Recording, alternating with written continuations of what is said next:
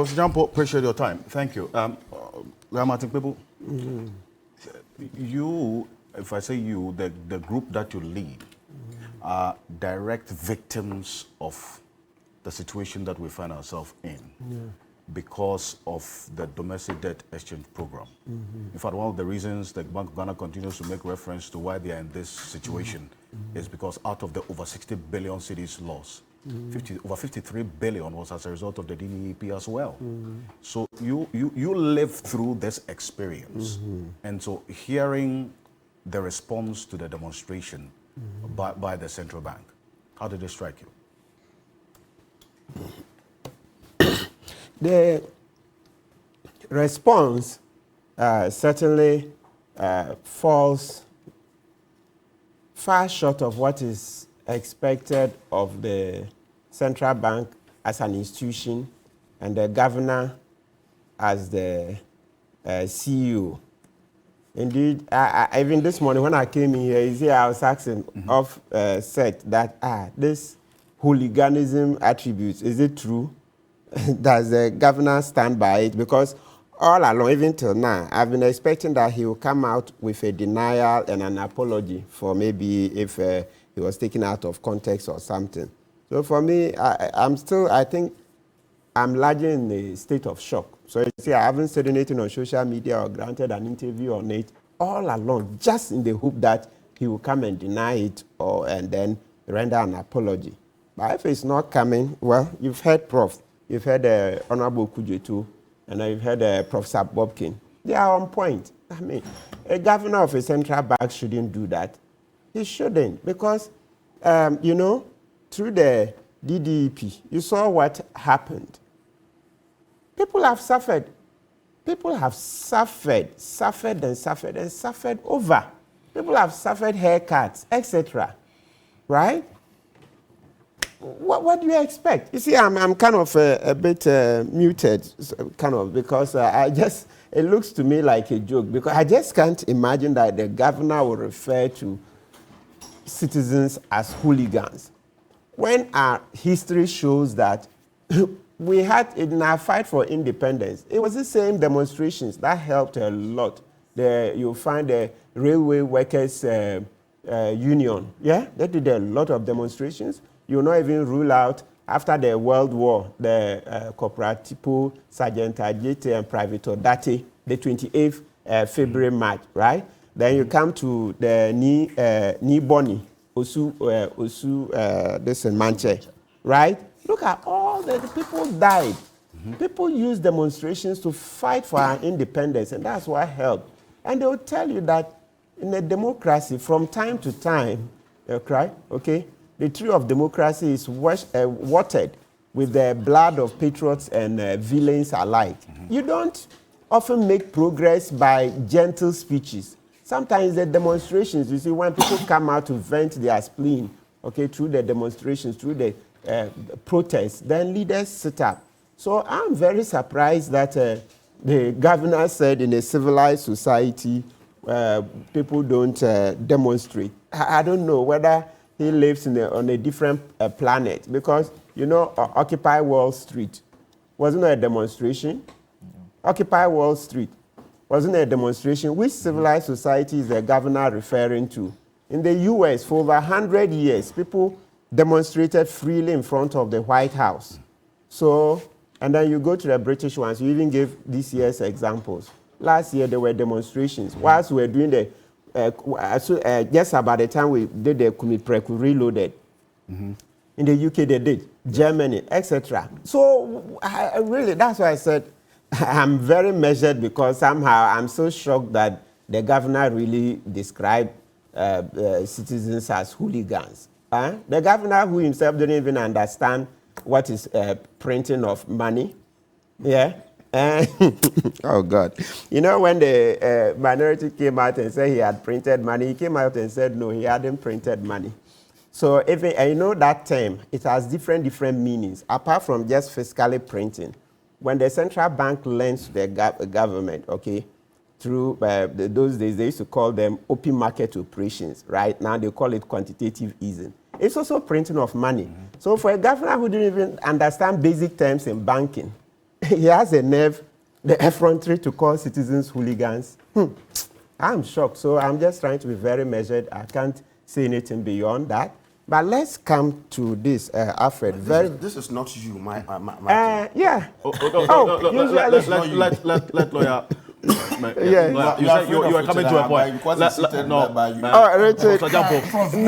Why are you trying to I think that Richard has come to cause trouble, so I have to discard him. What do you mean I've come to cause trouble? Let's Good. focus. Yes. So let me go. Present my Let me position. go. Let me go to the IMF document. Okay. You see, Kristalina Georgieva, the IMF director.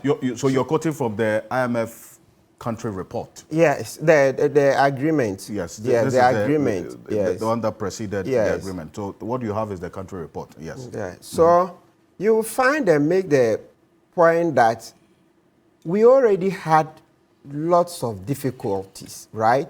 So the Russian-Ukraine war only precipitated the problem. So it just made it faster. So they describe it as pre-existing vulnerabilities. Exactly. So I'm really surprised that we are still going on and on about this thing. Because it's clear that we had a problem.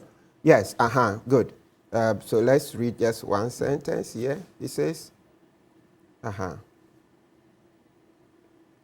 You see, it says, large external shocks in recent years have exacerbated Ghana's pre-existing fiscal and debt vulnerabilities, resulting in a loss of international market access, increasingly constrained domestic financing, and reliance on monetary financing of the government. The monetary financing, that's the printing of this money, which we said is a technical term that covers fiscal printing as well as quantitative easing. What those days where they used to call open market operations, right?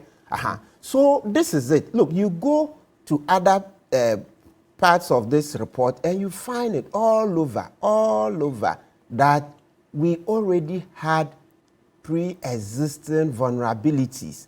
And so for anybody to say it's Russian-Ukraine war in this day and age, it beggars belief. It beggars belief. Why are we doing this for ourselves? So this document, why? So that's page 2 that I read from, page 2 of the IMF agreement with Ghana. That's page 2 that I read from. You go down, there are still more. So, and what are these pre-existing vulnerabilities? When President Kpebu was coming, he said in 18 months, he was going to change the structure of the economy. The Guggisberg economy. Yes, and that's very good. Yes, the Guggisberg economy.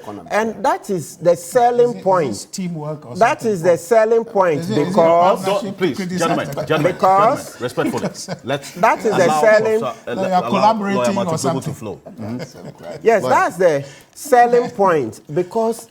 You see, from our independence, that problem has existed for so long. So when you find a candidate who comes with a promise that in 18 months we'll produce our own perfume rights, in 18 months we'll do our own local production of poultry, fish, so much so that the billions that we spend on importing this will be a thing of the past.